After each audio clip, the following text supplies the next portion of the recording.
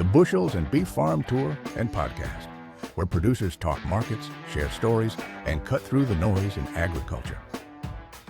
This fall, Fenton Nelsen was on the road hitting sale barns across the Midwest, like Kirksville Livestock, Three Hills Ranch, the Quokota Livestock Exchange, hosting LRP seminars for producers, explaining insurance, answering questions, and helping ranchers understand risk management. Then on weekends, he was back on the road competing in rodeos, wrestling steers to the ground in under 4 seconds. Before we jump into the podcast, we want to highlight today's sponsor, Logic Ag Marketing. Logic Ag Marketing helps farmers and ranchers manage their risk, offering full service brokerage along with LRP, crop, and PRF insurances. Connect with them today at logicag.com. I'm Nick. This is the Bushels and Beef podcast, and today we're talking to someone who lives and breathes cattle, whether it's protecting them or pinning them. Fenton, welcome. Yeah, thank you for hosting today, Nick. Yeah, definitely. Great to have you on today. So, Fenton, before we dive into LRP, let's talk about real life. You manage cattle, you compete in rodeo, you're on the road a lot. What's a moment from the last week or two that had you rolling eyes or shaking your head? I'm sure you've seen quite a bit out there. Yeah, I don't know what it is about Missouri. I'm thankful for all the producers I get to see and work with, but, more guys answer the door with their shirt off than I would really expect. I had another one yesterday. The ones that have ended up being great customers, but what we're doing here, we're going to sit out on the front porch and we're going to visit for a little while. At least just put a shirt on. Oh man, that is a sight to be seen, I'm sure. It might have been discussed that we should have just done this like a regular farm visit for you, but we're like this today, so.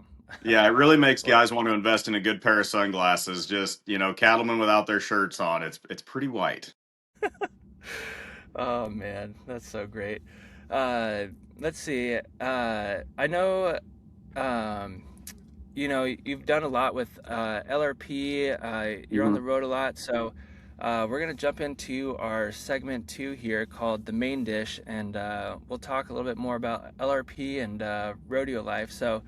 Fenton, you spent about 3.5 years or so at the USDA Market News, learning about cattle markets. You've got an MBA. You manage your own you manage your own cattle, and you've been hosting LRP seminars at barn sales all fall. So let's start here. When you're standing in front of a full room of producers at a sale barn, what's the first thing you tell them about LRP? Really, a lot of guys, they're just confused by the product of how it works. So we'll start with the basics of, you can insure, there's a lot of general questions that a lot of guys think you have to have like a full contract, like if you're buying a put. But there's a lot of producers, especially, the average size of a cattle producer in the United States is right around 50 heads. For those guys to buy a put, it seems rather intimidating, but an LRP, you can insure one head at a time. So just showing those guys, you can set a price floor, and how it works in real life. A lot of guys think it takes a lot of time. It's really complicated, but it's really not. It's as simple as setting a price floor. If the price goes up, you pay your premium and say thankful for selling higher priced cattle. If the price goes down, you still, your premium's attached to it, but then you get to collect everything on the way down. So really, it's just trying to explain it as simply as we can to not get lost in the weeds, because we can make most things as complicated as we want to make them. Definitely. You with your experience with the USDA, how did that experience shape you and the way you think about cattle markets and risk, and how that kind of ties into LRP? Yeah, so my time with the USDA was spent. I've got a connection with about every single cattleman because they've heard the things that I've done before. So if you've got on the radio and you've heard your slaughter reports, we've done the data behind that. Your 5 area cash reports, we've done your data behind that. So it's a lot of things that are familiar to producers and even into the sale barn reporting. So for a time, I would actually go and sit in the sale barn and watch the cattle come through and sell, report those for individual sales. So really, it just gave me a grasp of the entire circle of the cattlemen. So the producers sitting in the sale barn, watching their cattle sell, to how the sale barns work and run, to how the packers want to price to be able to get cattle through their doors and their boxes out the door. So we had a really cool experience. You get to see the whole cattle industry in a relatively short frame of time, from feedlot tours and getting to talk with those guys and how they use the USDA reports, and especially how they work for us on a day-to-day basis. Especially, LRP settles against it. The brokerage has many aspects that deal with, the 5 area cash cattle. So it just gave us a really unique experience to see it all work in a relatively short frame of time. Yeah. So yeah, that's a pretty unique perspective then to kind of see that whole process there. What's been like how has the vibes changed within the sale barns from the time that you're talking about there to now? With the markets, peaking and maybe a little bit of a drop again here, but what's kind of like the energy like now compared to then to now? Yeah, so in April or early last year, I worked for the USDA. Everybody was extremely happy with the prices they were getting for their cattle. They were outstanding prices at the time. But right now, there in before Thanksgiving, we had a bit of a turn. Those feeder cattle were kind of dribbling down. The energy in the sale barn was just guys were dragging their toes. They were still selling their calves for more than they'd ever sold, but I heard I missed out on $200, $300, by picking the sale date that they did. I just went to Kingsville, Missouri yesterday. They had a really big run of cattle, and the word was, "Oh my God, this doesn't make sense. How are these guys making this work?" And they're having a market rally. I've not seen what they called the market report for today, but it was sharply higher. And so now we're back into that trend. The first 2 weeks of January has always been historically a great time to sell your calves, and guys are really taking advantage of a good market. Nice. Um, so what are some of the most common questions or concerns you hear about producers about LRP? I'm sure those are pretty common, or like I'm sure questions pop up quite a bit in the sale barns if you're there, kind of talking about LRP. So yeah, Mm-hmm. what are some of those common questions or concerns? Yeah, so one question I get is, there was an example where a guy thought his cattle were a higher quality than the neighbor's cattle, and he wanted to know if his cattle would insure for a higher value because of their quality. So that's one thing you got to remind guys of is you're insuring the cattle market as a whole. You're not insuring your animal. Mentally, it can be kind of hard to break apart, but if you're in theory, what would happen if you're losing money on your physical cattle, your LRP is making up that difference, and vice versa. If the market, you set your price floor on your LRP and your market rallies, you pay your premium, and just say thank you, for a higher market. When an LRP works well is when you pay your premium, is because that means the market didn't fall. You've still sold your quality calves for a higher value. So that's one thing that I like to remind guys of is, yes, you see it as an expense, but it's a very cost effective tool to be able to protect to the downside. A lot of these producers, they see 70, 80. You get on them, outdated or, towards the end of next year, unborn LRPs on the unborn side, and they can become 130, $140. But we're protecting a whole year in the future. You talk to a lot of these guys and they see it as just such a cost, but they're making five, six, $700 per head on their calves right now. So let's try to help them extend that into another year, because really this market's so crazy right now that we don't know what a year from now looks like. Hmm.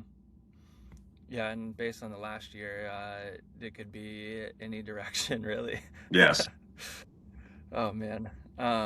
So how much does LRP usually cost to insure a head?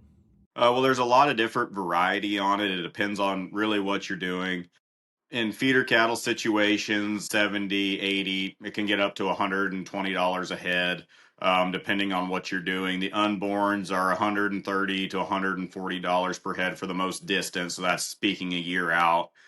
So really, there's a lot of situations that, as far as cost, a guy can make it cost as much as they want it to cost, or if you go with one of the lower coverage levels, it can be rather cheap, but as most things, if you're trying to insure Cadillacs right now, which our cattle are Cadillacs because they're so high valued, you don't want to put just basic coverage on a Cadillac. So that's one thing that we're reminding guys is you're insuring a lot of value here, and there's a lot of demand for this product. So let's invest a little bit here to maintain this.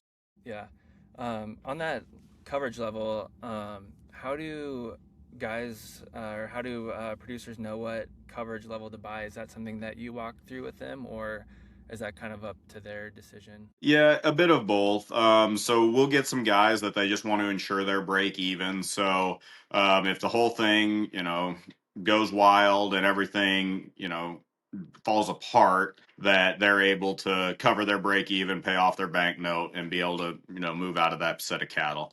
Um, Usually, we're recommending a higher coverage level, just because that's where you're going to receive the most indemnity back. If there is a situation where the market were to fall. So it's really up to the producer on what they really want their price, their risk management to cost them. But really, it just comes back to we're insuring, very valuable animals, and let's try to do the best job we can at that. Does like does the LRP coverage like hinder any like marketing of the cattle? Like, are the producers still able to market their cattle however they want? Yeah, just as long as they're within a 60-day window before, and then on feeders, it's unlimited time after. But if you're getting paid indemnity, we're going to need some proof of where those cattle are. So a vet receipt, third-party verification, especially right now, we're looking at guys that they're looking at those heifers and they're thinking, well, I should probably start to think about retaining them. So, you're going to feed them to roughly 600 pounds if you did an unborn. And about that time, you're going to have some sort of vet ticket. So, vaccination schedule, some sort of pre-pregnancy checkover. And so that would clear that LRP as well. Yep. Um, I know we've kind of talked about cost and different coverage levels and some of the costs associated with that, but I think something to point out too is that it's a subsidy too, right? Mm-hmm. So that makes it a bit more affordable too in a way. Yes, yeah. So LRP is a government subsidized put, as simple terms. So it's setting a price floor. That's a really nice aspect about it because it is cheaper and it allows more people to play in the game. Um, there's a lot of these, like I said earlier, there's a lot of cattlemen that are small producers and they just do not feel like there's a plan or a product that helps protect them. And the LRP is the perfect product to do that with. The smaller guys, I do kind of see them as a little bit more of a higher risk because they're not focusing on it. It's not probably their full-time job. And for them to be able to set a price floor, not forget about it, but know it's there for, a year out into the future. I do think it's helpful for those guys. And as well as if they're looking to expand, we send out a quote sheet every day. They can start to justify, okay, well, I can go buy that bred cow and insure that unborn a year in the future, and it's going to be worthwhile to buy her.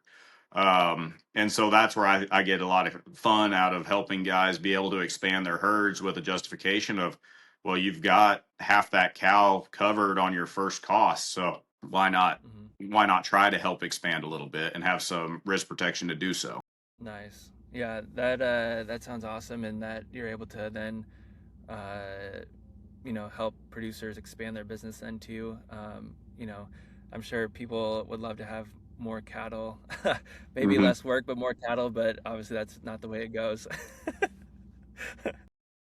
So uh, to kind of summarize the LRP side here, LRP protects your downside without handcuffing your upside Hmm. or your marketing decisions. If you've got cattle, definitely reach out to Fenton here and talk a little bit about some of the newsletter content too. I was able to browse through some of your writings for the Logic Ag newsletter, which is full of great information too, and LRP daily quotes too.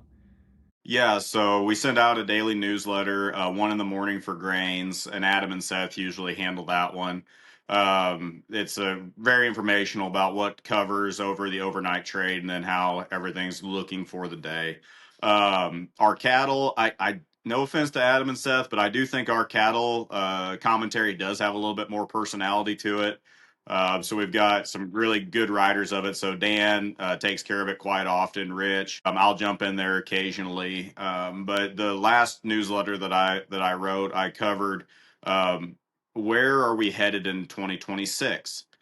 We've looked at most people have noticed that fuel prices have dropped, and we've got an administration that's out to make life more affordable for the average consumer. So some of the main focuses of that are fuels and proteins. And so one thing that I think there's a bit of a disconnect in the cattle industry is cattle are eventually beef. And that's what hits the tables. And so when there's these fluctuations in this beef price, it directly relates back to the cattle. So that was one thing I covered is the American consumer, if we keep seeing these rallies, still going to be willing to pay for $10, $12 hamburger, or is there going to be certain government administration intervention, whether it's importing more foreign beef, really putting boots on the ground about getting the border open. What's going to be the determining factor of trying to get some of these prices down for the consumer? Which ultimately affects the cattlemen. So that's where a lot of guys they're seeing these rallies and they're just getting wildly bullish, and really there's justification for it. But when we start seeing some of these government type interventions on the price of cattle, of let's take some low cost price management here and help the cattlemen maintain those prices into the future. Yeah, you had some really good insights on there, and even touching on just kind of like some family, legacy bits too. That was, definitely thought provoking. So, if you're listening at this point, I would recommend you head over to the logicag.com website and check out the newsletter subscriptions there, and you'll see some good takes from Fenton here and the rest of the team at Logic Ag too. So with that, want to transition to a little bit of your wild side here too, the rodeo, and just touch on that because that's such a unique thing. Myself, I personally don't know too many rodeo folks, so I've got the honor to know Fenton here as the rodeo guy. So I have to ask you, you're a steer wrestler. Hmm. I was looking back on some records here. You won the steer wrestling average at the 2024 URA finals. Last year, you had a solid run too that got you in first place. Um, how does someone who makes a living helping producers protect cattle also spend weekends wrestling steers to the ground? Yeah. That's got to be a fun combo. Hmm. Yeah. So in particularly in Missouri, when I step onto a guy's place, I've got an immediate connection because everybody in Missouri knows somebody that rodeos. So it's kind of fun when you get to talking, and I dress like this every day: collared shirt. I wear a belt buckle. I wear my cowboy boots, and so it's immediately recognizable that I have something to do with the rodeo industry as well. And so then it's a game of, well, do you rope? No, I steer wrestle and rope calves. But well, do you know this person? Well, yeah, I know that person, and it can always, well, I'm family to them, and this and that, and cousins, and so. It's just been a really nice way to connect with people, but during the summers it can get kind of wild of juggling everything of keeping horses going. My wife and I, we rodeo together. We go all over the Great Lakes circuit as well as the URAs in Missouri and Kansas. And so it's a full time it's another full time job of keeping horses healthy, staying sharp, practicing. My wife, she's a doctor of physical therapy, so she'll work a full day. I'll work a full day. We'll get home, turn the lights on, and go to work on our, whether it's working on young horses or keeping our rodeo horses in shape. So, Wow. Hey, that's a great partner to have there with the PT side. hmm After a rough and tough tumble or feeling a little sore after the weekend, you've got immediate care there. So that's a great asset to have there too. Yeah, I keep telling her I'm going to keep her in business, so we're Yep. not going to have any There you go. problems with that. Nope. That's awesome.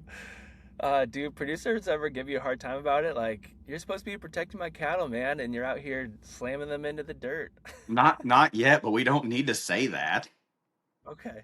Yep. I'm just No, no, not really. They give it. I mean, a lot of guys are interested in how we got into it, why we still do it because there's usual stigma that once a guy gets so old that they kind of age out of it. They just body wears out and I'm still able to compete and feel good about it, and so we keep going and we still enjoy it, and it's been a just a really great way to for my wife and I to see lots of the Midwest, go out west occasionally, and it's just I wouldn't do it if I couldn't do it with her, so it's a lot of fun for us.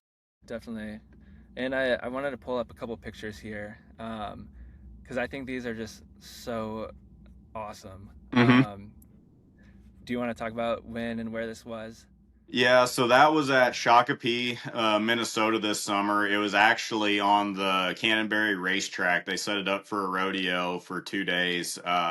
It was really cool to go to that one. I'd never been to it before. I think I won second or third with that run that picture's from.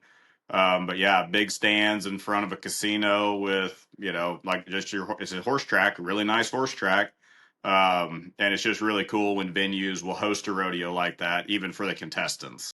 Sweet. Yeah, I remember when you shared this picture with us, and I was like, this is the coolest thing I've ever seen. And of course, we've got a little marketing piece for it. So, steer wrestling by night, cattle marketing by day, and that's Fenton right there. Hmm. So, it turned out to be a sweet graphic, and yeah, really cool to see in action like that. Um, let's see.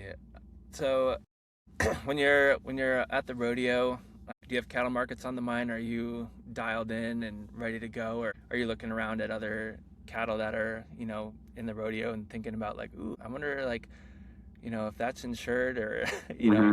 I don't know if that's applicable or what your mindset is there. Yep. So for quite a few of the rodeos we go to, I already help this contractors with managing their cattle risk. So there's tie down roping and breakaway roping, which they rope conventional beef type calves. And one thing that contractors struggle with is these calves are so expensive. They're so expensive. Yes, we understand the fact, but now we've got some tools to help protect your downside risk on them. Where on the backside, when they become too big to rope at the rodeos, you're able to put them, in a backgrounding yard and get them fed up to where they're worth quite a bit of money right now. And so that's one thing is I try to when I'm there I'm always trying to be as professional as I can with rodeo, but I also would like people that are in the industry to recognize what we do for our customers. So that's one thing is my wife and my friends have always made fun of me for getting to the rodeos early, but I have my routine. And so I don't ever want to feel rushed. If somebody wants to have a conversation about what I do, I want to be able to have the time to do that. As well as, I always like to be prepared. So, yes and no. We've rodeoed for long enough now that the rodeo aspect, I guess I don't really need to get, too pumped up about it. It's pretty even keel. Yeah. But when guys want to talk about cattle and how they can better protect them, I do get excited about it because, that's a new opportunity to show a part of myself that, people might not have seen before. Yep. Cool. So, managing cattle, competing in rodeo, helping producers manage risk, that's a full schedule. But before I let you get back to your day here, I've got a couple quick questions. So, this is our segment 3. We call it quick hits. It can just be a quick, short answer here. So, what's one thing you wish every cattle producer understood about LRP that they necessarily don't? That you're not too small. Or and in that aspect, there's a lot of guys that feel like they're too small for help. No, that is absolutely not the case. Please reach out for us. If you've got cattle, you've got risk. And I think a lot of guys, they brush over the small guys because, it might not be worth the time, but really those guys they're every cattleman's worth it. So when you're thinking about how do I, prolong this operation or make it big enough to where my kids or grandkids want to come back to it, that everybody started small at one point.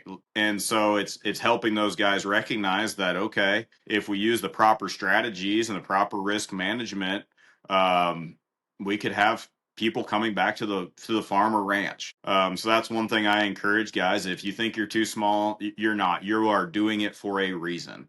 And I don't know what your reason might be. I look forward to hearing about it, whether it be a side hobby of you had a few acres and you wanted a few cows, or if it's to create a generational legacy. So that's one thing is you're never too small to start an LRP or something of this nature.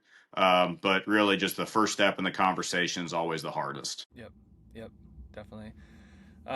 So kind of a good leadway here. So what's harder, explaining LRP to a skeptical producer or wrestling a steer down? That's a tough one. Some of them guys they can really be naysayers about it. And just really not believe that it's a product worth using because they're just seeing it as an expense. You talk to a lot of guys that went through 2015 and the amount of money they lost on their cattle, and they were just open. They had no price protection on it. We're getting to such high levels of price as well as just volatility in the markets. I do think it's time for guys to really sit down and pencil some risk management. You guys, the profit margins are good. There's some affordability for it, and we can go a year out. And there's a lot of things that can happen in this cattle market in a year. So I do think it has to be the wrangling of a skeptical producer. Yep. And then, unfortunately, you can't necessarily take them down by the earlobes either. Then. No, I don't think I would be very successful if I started doing that.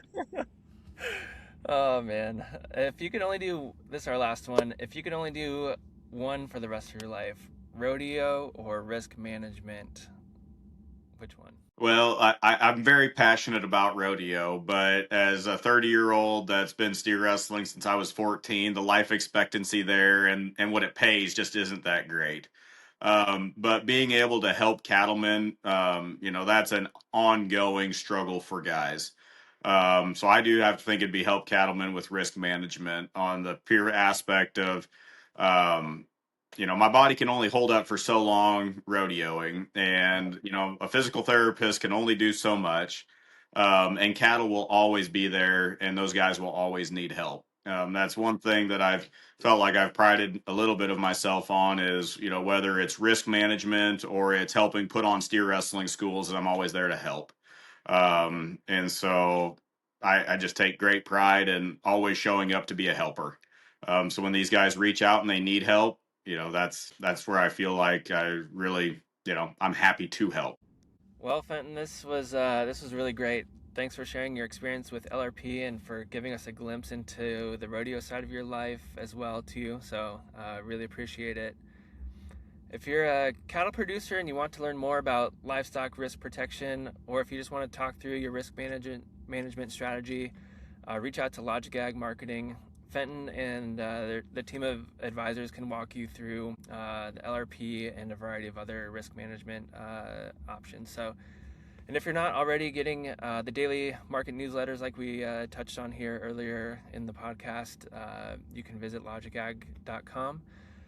There, the newsletters cover the grain markets and cattle, and it's really great insights, really straight talk, no fluff. So that's the episode 3 of the Bushels and Beef podcast. Thanks for listening, and we'll see you guys next time.